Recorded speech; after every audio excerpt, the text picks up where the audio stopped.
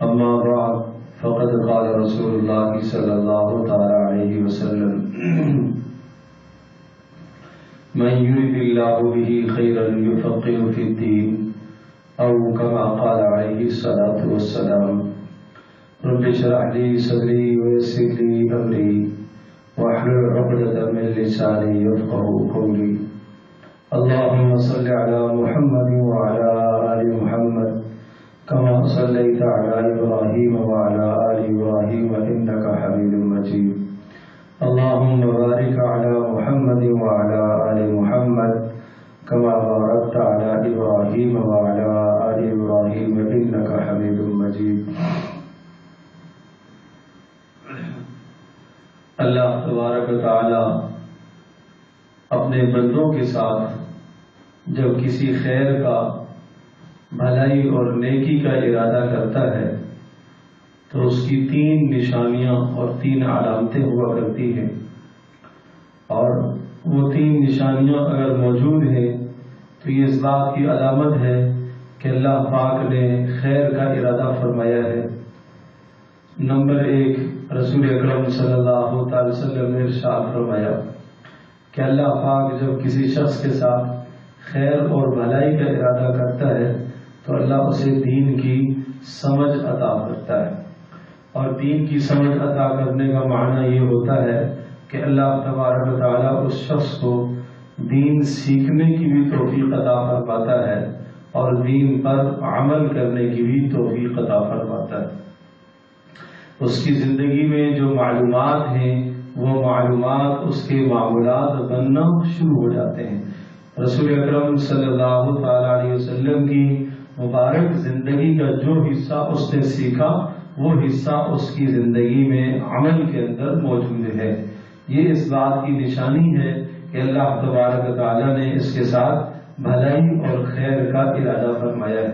اسی کو رسول پاک صلی اللہ علیہ وسلم نے بیان فرمایا من یرید اللہ بہ خیرا یفقہہ فی الدین. اللہ پاک جس شخص کے ساتھ خیر اور بھلائی کا ارادہ کرتا ہے اللہ اسے دین کی سمجھ عطا کیا کرتا ہے.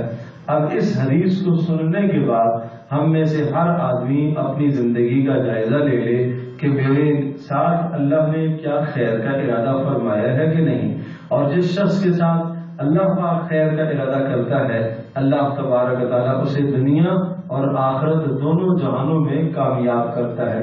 اللہ پاک اس پر اپنی رحمتوں کو نازل فرماتا ہے. اور حدیث پاک میں آتا ہے کہ جس شخص پر اللہ پاک کی رحمتوں کو نازل ہونا، اللہ کی رحمتیں نازل ہونا شروع ہو جائیں، اللہ پاک کی وہ رحمتیں 7 نسلوں اور 7 پشتوں تک وہ جاری رہتی ہیں. اور اللہ نہ کرے جس شخص کے ساتھ اللہ پاک بھلائی اور خیر کا ارادہ نہیں کرتا اللہ کی طرف سے اس کے لیے لعنت اور برائی کے فیصلے ہوتے ہیں. اور جس شخص پر اللہ کی طرف سے لعنت برسنا شروع ہوتی ہے تو وہ لعنت صرف اسی تک نہیں رہتی بلکہ وہ لعنت 7 پشتوں اور نسلوں تک جاری رہتی ہے.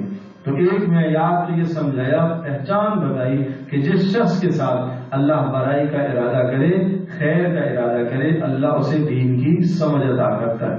حضرت صلی اللہ تعالی علیہ وسلم نے یہ ارشاد فرمایا، اور قرآن مجید کی یہ آیت ہے وَمَن يُؤْتَ الْحِكْمَةَ فَقَدْ أُوتِيَ خَيْرًا كَثِيرًا. اللہ پاک جسے دین کی سمجھ عطا کر دیتا ہے اسے اللہ پاک بہت بہت بھلائیاں عطا کرتا ہے. اسے بڑی خیریں مل گئی ہیں جس شخص کو دین کی سمجھ اللہ پاک عطا کر دے. اب یہ سمجھنے کی ضرورت ہے میرے عزیز دوستوں اور بزرگوں اور ماں اور بہنوں کہ دین کی سمجھ کس کو کہتے ہیں. بس اچھی طرح سے صاف یہ ذہن نشین فرما لے کہ کیا فرائض اور واجبات اور ضروریات دین سب چیزوں کا علم ہمیں ہے. اگر نہیں ہے تو پتہ چلا کہ ضروریات دین اور دین کی سمجھ اللہ نے ہمیں نہیں دی ہے. اگر ہم فرائض کا علم نہیں جانتے، واجبات کا علم نہیں جانتے، حرام سے بچنے کا علم ہم نہیں جانتے اور نیکی کرنے کا ہم علم نہیں جانتے، ہمیں کچھ معلومات نہیں ہیں یا ہماری معلومات ہیں لیکن وہ ناقص ہیں، تو سمجھ میں آ رہا کہ اللہ پاک کی طرف سے ہمارے ساتھ بھلائی کا، خیر کا، نیکی کا ارادہ نہیں ہوا. اللہ سے مانگنا چاہیے، اللہ سے مانگنا چاہیے کہ اللہ پاک ہمیں دین کی سمجھ عطا فرمائے.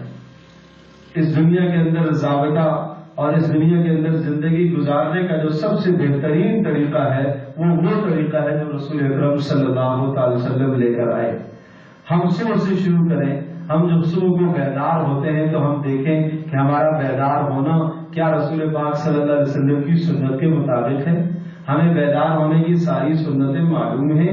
اگر وہ معلوم ہیں، معلوم ہونے کے ساتھ ساتھ وہ ساری سنتیں عمل میں بھی ہیں، اس وقت ہمیں یاد بھی رہے تو یہ اس بات کی نشانی ہے کہ اللہ نے ہمارے ساتھ خیر کا ارادہ کیا ہے۔ اور جیسے ہی آغاز ہوا تو آغاز ہی سے جب خیر کا ارادہ ہے تو دن میں بھی ہمارے سارے کے سارے اعمال نیک ہوں گے، خیر والے اعمال ہوں گے۔ پھر آدمی اٹھ کے کپڑے پہنتا ہے، دیکھیں کہ کپڑے کے پہننے میں، لباس پہننے میں رسول پاک صلی اللہ علیہ وسلم کی کیا ہدایات موجود ہیں۔ اگر لباس پہننے میں حضرت صلی اللہ علیہ وسلم کی ان ہدایات کا خیال رکھتا ہے تو کہا جائے گا کہ اللہ پاک نے اس شخص کے ساتھ بھلائی کا ارادہ کر دیا ہے۔ لباس پہننے میں دائیں طرف سے پہنے، جوتا پہننا دائیں طرف سے پہننا، قمیض پہننی ہے دائیں طرف سے پہننا، اور اٹھ کے مسواک کا استعمال کرنا، اور بیت الخلاء جانے سے پہلے باہر دعاؤں کا اہتمام کر لینا، جاگنے کی دعاؤں کا پڑھ لینا، لا الہ الا اللہ وحدہ لا شریک لہ، یہ کلمہ صبح اٹھ کر آپ علیہ الصلوۃ والسلام پڑھا کرتے تھے۔ آپ کی مبارک زندگی میں تو ایک ایک عمل ہمارے لیے رہنمائی کر رہا ہے، ایک ایک عمل ہمارے لیے ہدایت کا نمونہ ہے۔ پھر اس کے بعد نماز کی تیاری ہے، اس موقع کے مسنون اعمال کیا ہے، اور پھر اس کے بعد اللہ پاک کی توفیق سے کوئی قرآن کی تلاوت کی نیک اعمال اور اذکار، آپ علیہ الصلوۃ والسلام صبح کو کیا اعمال کرتے تھے، کیا اذکار پڑھتے تھے، کیا ہمیں وہ معلوم ہے سارے، یا ان میں سے کچھ حصہ ہمیں معلوم ہے، یا ان میں سے نصف ہمیں معلوم ہے، یا نصف میں سے نہیں تو ایک ربع اور ایک چوتھائی حصہ ہمیں آتا ہے۔ آپ علیہ السلام صبح کو کتنے اذکار پڑھتے تھے۔ حضرت میمونہ رضی اللہ تعالیٰ عنہ فجر کی نماز پڑھ کر بیٹھی تو فجر کی نماز کے بعد وہ اذکار میں مشغول ہیں، اور عشاء کے وقت آپ علیہ السلام آئے تو آپ اذکار میں مشغول ہیں، اور چاش کے وقت رسول پاک صلی اللہ علیہ وسلم واپس تشریف لائے تو میمونہ رضی اللہ تعالیٰ عنہ وہ اذکار میں اعمال میں مشغول ہیں۔ رسول پاک صلی اللہ علیہ وسلم کی جانب سے ملے ہوئے اتنے اعمال تھے کہ وہ صبح شام ان اعمال کی پابندی کرنے والے لوگ تھے، تو اللہ پاک نے ان کے ساتھ بھلائی اور خیر کا ارادہ کر لیا۔ اسی طرح سے جب کھانا سامنے آئے ہم دیکھیں اس موقع پر رسول پاک صلی اللہ علیہ وسلم کی کیا سنت ہے۔ کیا کھانا کھانے سے پہلے میں نے ہاتھ دھونے کا اہتمام کیا ہے؟ کیا کھانا کھانے سے پہلے میں نے بسم اللہ الرحمن الرحیم اور جو دعائیں ہیں ان دعاؤں کا اہتمام کیا ہے؟ کیا کھانے کے دوران کیا کیا مسنون اعمال آپ نے بتائے ہیں؟ آپ نے فرمایا کل مما یلیک، اپنے سامنے سے کھانا کھاؤ، یہ سنت پر ہم نے عمل کیا ہے۔ کیا اگر کھانے کے دوران اگر کوئی شخص بیچ میں آ جاتا ہے اس کو دعوت دینا رسول پاک صلی اللہ علیہ وسلم کی سنت ہے؟ کھانے کے اختتام پر کیا کیا دعا آپ علیہ السلام پڑھا کرتے تھے؟ صرف ہمیں الحمدللہ الذی اطعمنا وسقانا جائز ہے، اس کے علاوہ اور بھی دعائیں تھوڑی سی ہمت کر لیا کرو۔ الحمدللہ الذی اشبعنا واروانا وانعم علینا وافضل، یہ دعا پڑھتے تھے۔ الحمدللہ حمدا کثیرا طیبا مبارکا فیہ غیر مکفی ولا مودع ولا مستغن عنہ ربنا، یہ دعا پڑھتے تھے۔ الحمدللہ الذی رزقنی من غیر حول منی ولا قوہ، یہ دعا پڑھتے تھے۔ یا واسع المغفرہ، ہر لقمے کے ساتھ یہ دعا پڑھتے تھے، کسی بھی لمحے غافل نہیں ہونے دیا اللہ کی ذات سے۔ کھانے کے دوران بھی ہمارا دھیان اللہ کی طرف لگے۔ کتنی پیاری زندگی، کتنا پیارا دین رسول پاک صلی اللہ علیہ وسلم دیکھیں گے۔ اللہ اکبر، یہ ہے خیر کا ارادہ کہ اللہ نے اس شخص کے ساتھ خیر کا ارادہ کیا ہوا ہے، اللہ نے اس کے ساتھ بھلائی کا ارادہ کیا ہوا ہے۔ پھر آدمی اپنے کاروبار میں نکلتا ہے، تجارت میں نکلتا ہے، اس موقع پر دیکھیں کہ رسول پاک صلی اللہ علیہ وسلم کی کیا مبارک ہدایات تھی۔ تجارت کے حوالے سے آپ کی کیا ہدایات ہیں، ان ہدایات پر عمل کر رہا ہے تو کہا جائے گا کہ اللہ پاک نے اس کے ساتھ خیر کا ارادہ کیا ہے۔ تجارت کے دوران کے بنیادی اصول بتائے کہ تجارت میں کسی کو دھوکہ نہیں دینا، تجارت میں سچائی کو اختیار کرنا ہے، جھوٹ نہیں بولنا، اور تجارت میں یہ نہ ہو کہ انسان چیز دکھائے اور فروخت اور کرے، یہ نہ ہو۔ حضرت صلی اللہ علیہ وسلم کی یہ ہدایات ہے۔ اگر کوئی آدمی ان ہدایات کے خلاف کرتا ہے تو اپنے صاف ستھرے اور حلال مال میں حرام کو ملا رہا، اور جب اپنے حلال اور صاف ستھرے مال کے اندر حرام کو ملا رہا ہے تو عبادت کی لذت ختم ہو گئی، عبادت کی جان اور روحی ختم ہو گئی، تباہی کے دہانے پر چلا گیا۔ پھر آدمی بازار میں جاتا ہے تو بازار جانے سے پہلے میں دیکھوں کہ رسول پاک صلی اللہ علیہ وسلم کی اس موقع کی کیا ہدایات ہے۔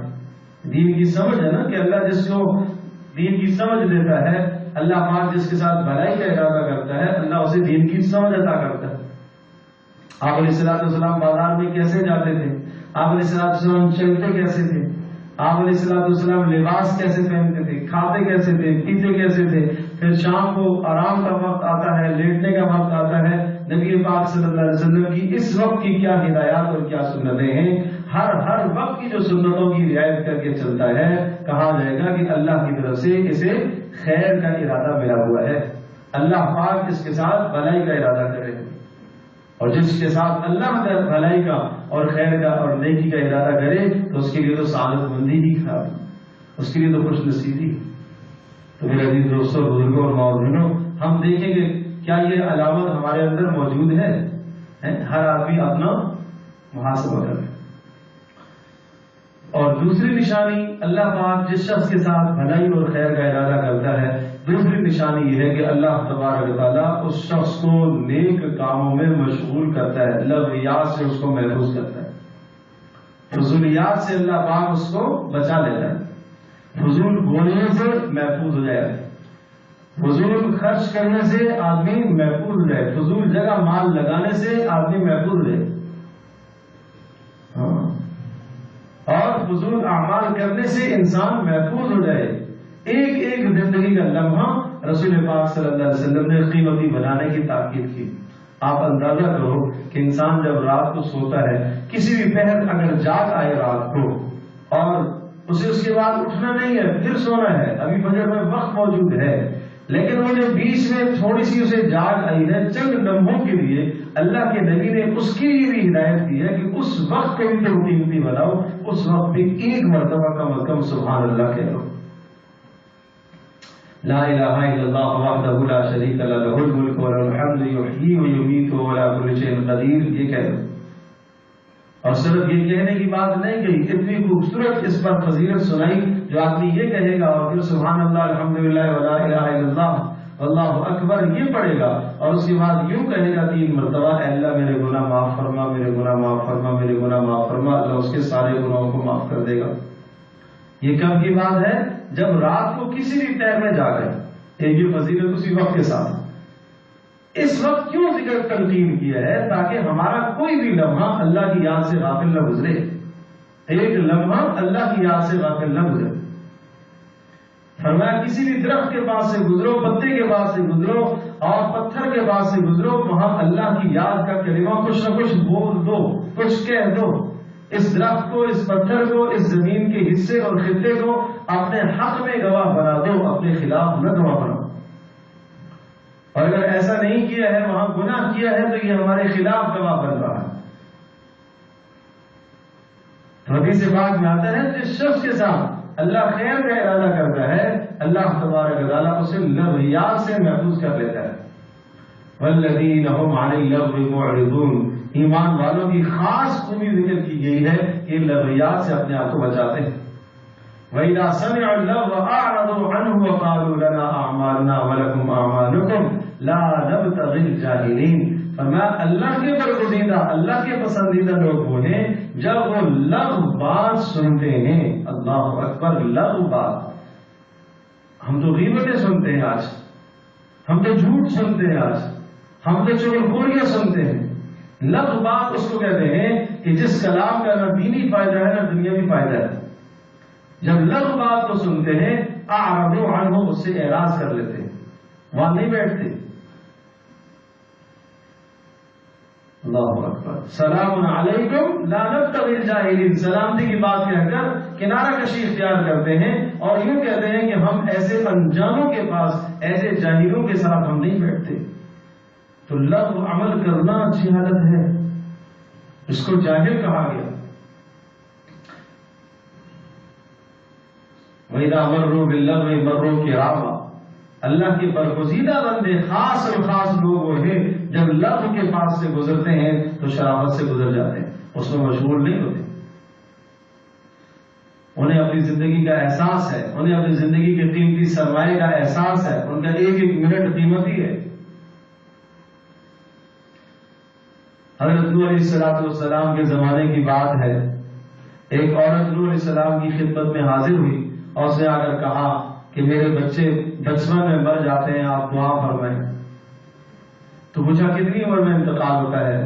اس نے کہا ابھی جو بچہ مرا ہے 300 سال میں انتقال کر گیا، 300 سال میں انتقال کر گیا، یہ بچپن ہے، اس امت کا یہ بچپن ہے۔ تو ہمارا کوئی آدمی 300 سال تک پہنچتا نہیں۔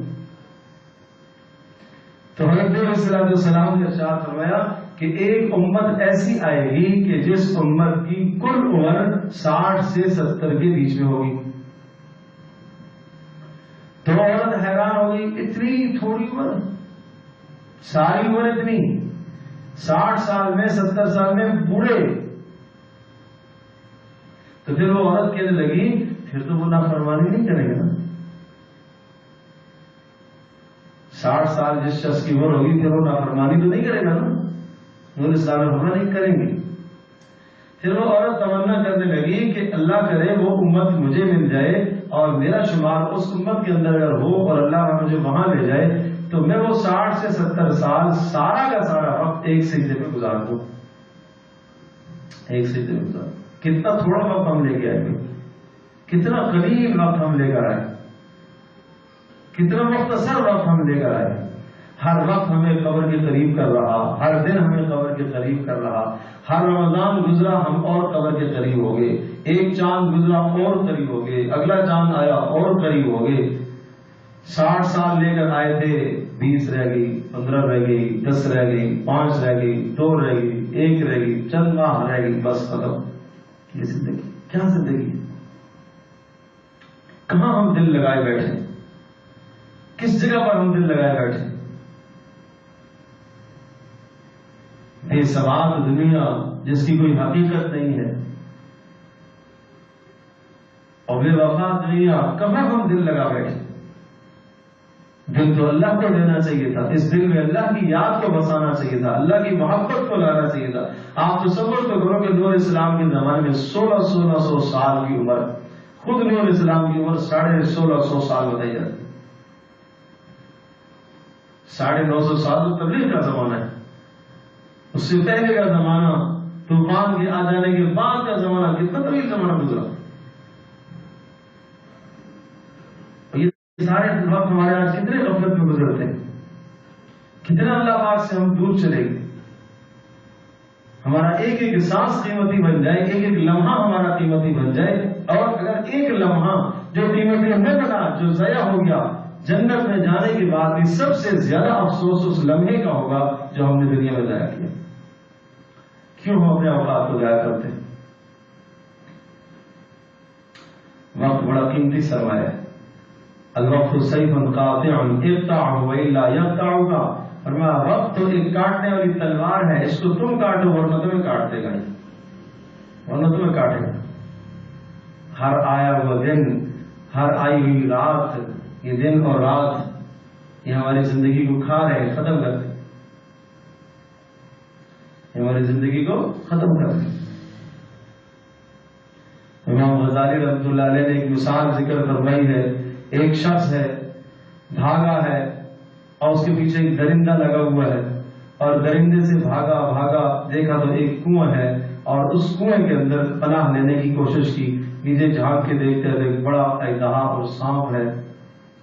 اب باہر رہے تو پیچھے درندہ ہے، نیچے چھلانگ لگائے تو اژدہا ہے۔ کنویں کی منڈیر کے نیچے سے دیکھا دیواروں کے ساتھ جھاڑیاں تھی، ان جھاڑیوں کے ساتھ لٹک گیا اور لٹکنے سے بچت ہو گئی، درندے سے بھی، نیچے سانپ سے بھی بچت ہو گئی۔ تھوڑی دیر کے بعد دیکھتا ہے کہ وہ ان جھاڑیوں کو پیچھے سے ایک سفید 2 چوہے اور 2 کالے چوہے کاٹ رہے۔ گیا اب تو موت، اب جیسے یہ کٹے گی نیچے گروں گا تو موت ہے، اجدہے کے منہ میں جاؤں گا۔ اسی پریشانی کی کیفیت میں دوسری طرف اس نے دیکھا تو ایک شہد کا چھتا ہے، وہاں سے شہد ٹپک رہا ہے، اور اس نے وہاں سے شہد نکالا اور چاٹا، بڑا لطف آیا، مزہ آیا، اتنا مزہ آیا کہ وہ غافل ہو گیا چوہوں سے، اسے یاد ہی نہ رہا کہ جھاڑیاں پیچھے سے کٹ رہی ہیں۔ تو اچانک پھر وہ جب جھاڑیاں کٹ گئیں تو نیچے گرا تو اس اجدہے کے منہ میں گیا۔ تو فرمایا یہ مثال ہے انسان کی زندگی کی، یہ پیچھے جو درندہ بھاگتا ہوا آ رہا ہے یہ آدمی کی موت ہے، یہ آدمی کی موت ہے، اور جو کنویں کے نیچے گھڑا ہے وہ گھڑا آدمی کی قبر ہے، اور وہ جو جھاڑیاں ہیں وہ جھاڑیاں وہ انسان کی زندگی ہے، اور وہ چوہے سفید اور کالے اور دن اور رات ہیں کاٹ رہے اس کی زندگی کو، اور جو شہد کا چھتا اس نے دیکھا ہے یہ دنیا کی لذتیں، ان دنیا کی لذتوں میں ایسا مشغول ہو گیا، ایسا مشغول ہو گیا کہ بھول گیا کہ کیا اگلے لمحے میرے ساتھ کیا ہونے والا ہے، قبر کو بھول گیا، آخرت کو بھول گیا، مرنے کو بھول گیا۔ اللہ اکبر۔ رسول اکرم صلی اللہ علیہ وسلم نے تو بتایا ہے اس طرح سے تم زندگی گزارو جیسے راہ چلتا مسافر ہوتا ہے۔ تو نبی پاک صلی اللہ علیہ وسلم نے بتایا کہ اللہ پاک جس شخص کے ساتھ خیر اور بھلائی کا ارادہ کرتا ہے اللہ اسے لغویات سے محفوظ کر لیتا ہے، فضول کاموں سے بچا لیتا ہے، اس کا وقت قیمتی بنتا ہے، وہ اپنے شب و روز کو ضائع نہیں کرتا، وہ اپنے لمحوں کو ضائع نہیں کرتا۔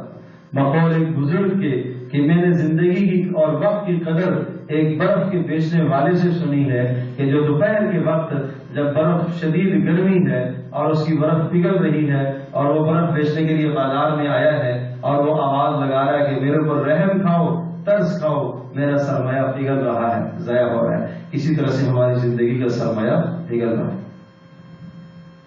ایسی ہماری زندگی کا سرمایہ جا رہا ہے۔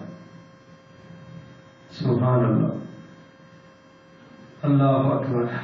ایسے دنیا میں آج ہم غافل ہو گئے، ایسے منہمک ہو گئے کہ آخرت بالکل ہی بھول گئی، قبر بالکل ہی بھول گئی، حشر بالکل ہی بھول گئی۔ صحابہ کرام رضی اللہ عنہم اجمعین کی زندگی ایسی تھی کہ ہر وقت آخرت تصور میں رہتی تھی۔ میرے عزیز دوستوں بزرگوں اور معاذروں، ہم کھا رہے ہیں، ہم پی رہے ہیں، ہم پہن رہے ہیں، ہم خوشی میں ہیں، ہم غمی میں ہیں، ہم کسی لمحہ میں اپنی آخرت سے غافل نہ ہوں، کسی لمحہ میں ہم اپنی قبر سے غافل نہ ہوں۔ ہمارے سامنے کھانا آئے، لذیذ کھانا، تو جنت کی لذتوں کو یاد کرو۔ ہمارے سامنے لذیذ کھانا آئے تو یہ سوچو اور سمجھو کہ میری نیکیوں کا صلہ اللہ کی دنیا میں تو نہیں دینا چاہ رہا ہے۔ میرے سامنے اچھے مشروبات اور ٹھنڈے مشروبات شدید گرمی میں آئے تو ہم سوچیں کہ یہ مشروبات جو اللہ نے مجھے عطا فرمائے ہیں یہ کہیں ایسا تو نہیں ہے کہ میری نیکیوں کا بدلہ دنیا میں مل رہا ہے۔ یہ ہے آخرت کی تذکیر ہر وقت۔ آدمی لباس پہنے تو جنت کا لباس یاد کرے کہ جنت میں کتنا خوبصورت لباس پہنایا جائے گا، اور جہنم کا لباس یاد کرے کہ وہاں جو آگ اور گندک کا لباس اور آگ کا لباس ہوگا، اوپر بھی آگ ہے، نیچے بھی آگ ہے، لباس بھی آگ کا ہے، لباس بھی آگ، اور نیچے ہر طرف آگ ہی آگ۔ یہ آدمی تصور کرے۔ یہ مومن کی زندگی ہے کہ وہ کسی بھی لمحے اللہ کی یاد سے آخرت سے غافل نہ ہو۔ اللہ اکبر۔ تو اللہ پاک کی طرف سے جس کے ساتھ بھلائی اور خیر کا ارادہ ہوتا ہے تو اللہ پاک اس کو لغویات سے محفوظ کر لیتا ہے۔ لغو بولنا، لغو سننا، لغو جگہ پر مال خرچ کرنا، بےہودہ کام کرنا، یہ سب لغویات ہیں۔ اس لیے اپنے اوقات کو قیمتی بنایا جائے۔ اللہ اکبر، اللہم صلی علی محمد۔ اور تیسری نشانی اور آخری، اللہ پاک جس شخص کے ساتھ بھلائی کا ارادہ کرتا ہے تو اللہ پاک اس کے سامنے اس کے عیب کو کھول دیتا ہے، اس کی برائیاں، اپنے آپ کی برائیاں اپنے آپ کو نظر آنے لگتی ہیں، اپنی کمیاں، اپنی کمزوریاں نظر آنے لگتی ہیں، اور جب اپنی کمی نظر آتی ہے تو پھر آدمی اس کی اصلاح کرتا ہے۔ جسم کے جس حصے پر، کپڑوں کے جس حصے پر ناپاکی اور نجاست لگی ہوئی ہے تو آدمی دیکھتا ہے تو آدمی اسے دھونے کی کوشش کرتا ہے، اور اگر ایسی کیفیت نہیں ہے تو پھر کیا نتیجہ نکلتا ہے؟ پھر آدمی نہیں دھوتا، نظر ہی نہ آئے تو کیا دھوئے گا؟ اور جب اللہ پاک بھلائی کا ارادہ فرماتا ہے تو اس کے اپنے عیوب نظر آتے ہیں، دوسروں کے عیب اس کے سامنے چھپ جاتے ہیں، دوسروں کے عیب نہیں نظر آتے۔ ہم کیوں دوسروں کے عیب دیکھیں؟ ہم کیوں دوسروں کی برائیوں کو دیکھیں؟ کیا ہم تمام برائیوں سے منزہ، مبرہ، پاکیزہ ہو گئے؟ کیا ہمارے اندر کوئی عیب نہیں پایا جا رہا؟ کیا ہمارے اندر کوئی نقص نہیں پایا جا رہا؟ اس لیے حدیث پاک میں آتا ہے کہ کسی دوسرے کو ایسی بات کی عار مت دلاؤ، ایسے عیب کی طرف مت اشارہ کرو جو عیب تمہارے اپنے اندر پایا جا رہا۔ کسی دوسرے کی طرف ایسے عیب کا اشارہ مت کرو جو عیب تمہارے اپنے اندر پایا جا رہا ہے، جو خامی تمہارے اپنے اندر پائی جا رہی ہے۔ ہمیشہ اپنے لیے نفس 10 تعبیریں کر کے لے آتا ہے، اپنے لیے نفس وکیل بنتا ہے، دوسرے کے لیے نفس ہمیشہ جج بنتا ہے، وہاں فیصلہ کرتا ہے، اپنے لیے وکالت کرتا ہے، صفائی پیش کرتا ہے، 10 اعذار تلاش کر کے لے آتا ہے، نہیں میری تو یہ مجبوری ہے، میرا تو یہ عذر ہے۔ تو میرا جی دوستوں، بزرگوں اور ماں اور بہنوں، حضرت صلی اللہ علیہ وسلم نے بتایا کہ اللہ پاک جس شخص کے ساتھ بھلائی اور خیر کا ارادہ فرماتا ہے، اللہ پاک اس کے سامنے اس کے عیبوں کو دکھانا شروع کر دیتا ہے، اس کی برائیوں سے نظر آنے لگتی ہیں، اس کے عیوب اسے نظر آنے لگتے ہیں، اسے گناہ نظر آنے لگتے ہیں، وہ اپنے گناہوں کو زیادہ سمجھتا ہے، اپنی نیکیوں کو تھوڑا سمجھتا ہے، اور وہ آخرت کی فکر میں لگ جاتا ہے۔ اللہ پاک سے یہ مانگا کریں کہ اللہ میرے سامنے میرے عیبوں کو کھول دے، لوگوں کے عیب اللہ میرے سامنے چھپا دے۔ یہ اللہ سے مانگا کریں کہ اللہ تو میرے ساتھ بھلائی اور خیر کا ارادہ کر کے اللہ مجھے نیک اعمال کی توفیق عطا فرما، گناہوں سے میری حفاظت فرما۔ اللہ اگر تم نے میرے ساتھ بھلائی کا ارادہ فرمایا ہے تو اللہ مجھے لغویات سے، فضولیات سے مجھے محفوظ فرما لے۔ یہ رسول اکرم صلی اللہ علیہ وسلم کی دعاؤں میں یہ ساری دعائیں شامل ہیں جس میں لغویات سے آپ علیہ السلام پناہ مانگا کرتے تھے۔ تو یہ کامیابی کی نشانیاں ہیں جو آدمی جس شخص میں یہ 3 چیزیں آ گئی ہیں، اللہ پاک اسے خیر کا ارادہ، جس شخص کے ساتھ خیر کا ارادہ کرتا ہے، نمبر 1 دین سیکھنے کی، عمل کرنے کی توفیق دیتا ہے، دین سمجھنے کی توفیق دیتا ہے، اور نمبر 2 اللہ پاک جس شخص کے ساتھ خیر اور بھلائی کا ارادہ کیا کرتا ہے، اللہ اس کو لغویات سے بچا لیتا ہے، اور نمبر 3 اللہ پاک جس شخص کے ساتھ خیر کا ارادہ کرتا ہے، اللہ پاک اس کے عیب اس کے سامنے کھول دیتا ہے، دوسروں کے عیب اس کے سے چھپا لیتا ہے۔ اور اگر عکس ہو جائے، اس کا الٹ ہو جائے، اللہ خیر کا ارادہ نہ کرے تو پھر نمبر 1 دوسروں کے عیب دیکھنا شروع کر دیتا ہے، دوسروں کے عیوب میں مشغول ہوتا ہے۔ جب دوسروں کے عیبوں میں مشغول ہو گیا تو غیبت کرے گا، چغلخوری کرے گا، دوسروں کو حقیر سمجھے گا، اپنے آپ کو بڑا سمجھے گا۔ نمبر 2 فضول کاموں میں مشغول ہو جائے گا، جن کاموں کا نہ دینی فائدہ نہ دنیاوی فائدہ۔ جب فضول کاموں میں مشغول ہوگا تو پھر گناہوں میں مشغول ہوگا۔ اور نمبر 3 دین کی سمجھ نہیں رہے گی، دین سے محبت نہیں رہے گی، دین داروں سے محبت نہیں رہے گی، دینی تقاضوں سے محبت نہیں رہے گی۔ یہ کتنی بڑی کمزوری۔ ایک آدمی دین پر عمل کرنا چاہتا ہے لیکن نہیں کر پا رہا، یہ اسے سمجھنا چاہیے کہ اللہ پاک کی طرف سے میرے لیے کوئی آزمائش ہے۔